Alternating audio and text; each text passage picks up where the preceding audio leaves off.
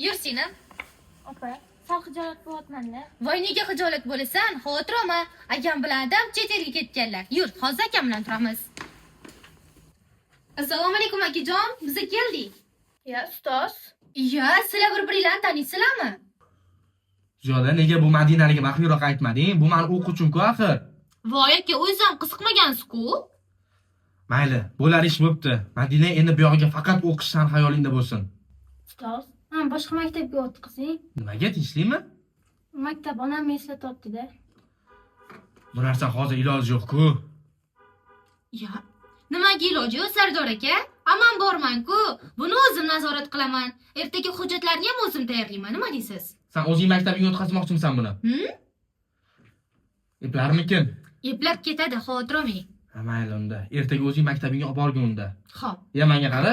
Senga aytgan ish nima bo'ldi? Arenda pulni yig'dingmi? Voy, esimdan chiqibdi-yu.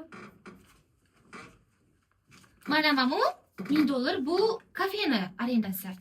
Mana bu 500 magazinniki. Ha, bo'ldi. Ya, aka aytgancha, mana bir ikkita narsalarga pul kerak edi.